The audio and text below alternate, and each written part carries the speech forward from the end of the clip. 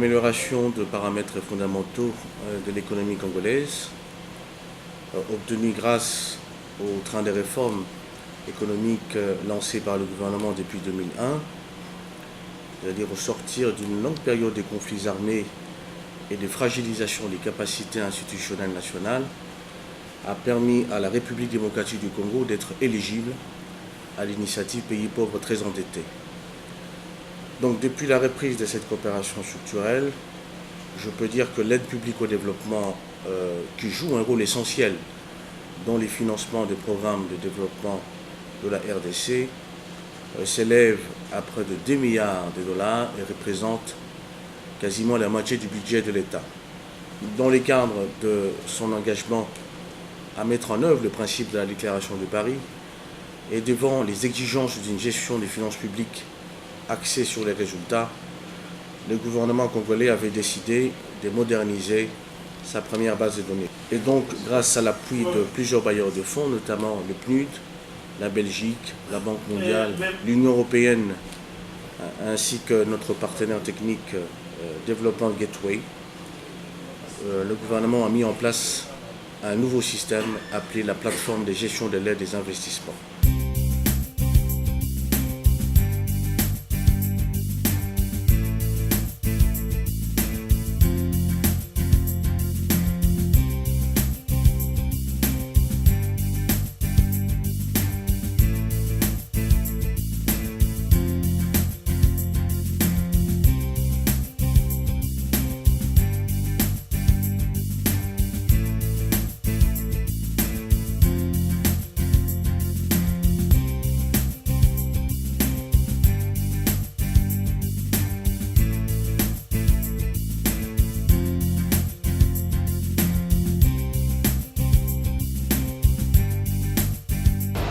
Ici, nous sommes dans la salle serveur.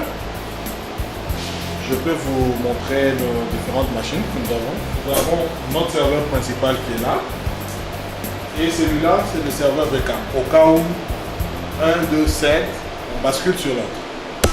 C'est ici qu'est stocké toutes les informations concernant l'aide. Ici, c'est la plateforme de gestion de l'aide et des investissements. Alors, nous avons mis la base de données sur Internet et il y a accès. Tout le monde peut accéder par Internet. C'est ainsi que nous avons le premier routeur que vous avez vu là. Et comme plusieurs ministères sont en réseau entre eux, nous avons voulu qu'eux aussi aient accès à partir de leur ministère à notre base. C'est ainsi que nous avons le deuxième routeur qui est là. Donc, et les institutions et les gens qui viennent par Internet peuvent avoir accès à notre base de données qui est ici dans cette salle. Voilà, je suis venue à la PGAI ici pour avoir des données. En fait, présentement, je suis consultante au PNUD et je travaille sur une étude sur l'efficacité de l'aide. C'est une étude qui est demandée par la communauté des bailleurs de fonds qui sont soucieux de voir l'aide au développement être plus efficace pour pouvoir mieux aider la population congolaise. Et une telle étude ne peut être mieux faite que si il existe de données. Et ces données, l'endroit plus probable, le plus naturel à pouvoir trouver ces endroits, c'est la PGAI. C'est dans ce sens que je suis là, à la PGAI, pour avoir les données. Et à la PGAI, qu'est-ce que je trouve? C'est une plateforme qui rassemble toutes les données sur l'aide au développement à la RDC ainsi que les investissements. Mais bien entendu, à ce jour ici, les données ne sont pas toujours actualisées. Il y a beaucoup de petits problèmes. Mais sinon, du point de vue de la philosophie même, du point de vue des objectifs poursuivis par la PGAI, je trouve que c'est déjà une très bonne chose parce que dans le temps, pour mener une telle étude, c'était difficile. Il fallait faire le tour de chaque bailleur de fonds et encore, les bailleurs de fonds ne sont pas toujours... je ne peux pas dire qu'ils ne sont pas à jour, mais ils ne sont pas toujours prêts à pouvoir dévoiler les informations qu'ils détiennent. Mais grâce à la PGAI, on peut dire qu'on est en train d'aller vers l'officialisation, vers la transparence dans les données qui peuvent être mises à la disposition des preneurs de décisions.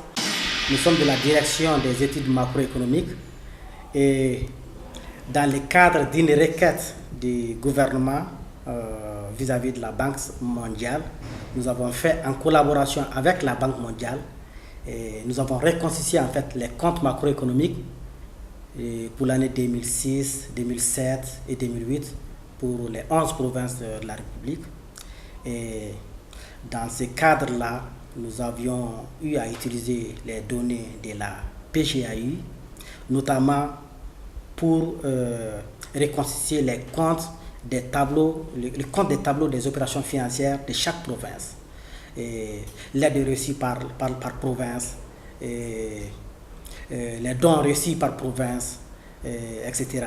Ça, c'est le premier aspect dans lequel nous avons utilisé les données de la PGAI. L'autre aspect, c'est la reconstitution des investissements publics au niveau des provinces. Et là, c'est un aspect assez important parce que ça nous a permis de déterminer tous les côtés de la demande de l'économie, des économies provinciales.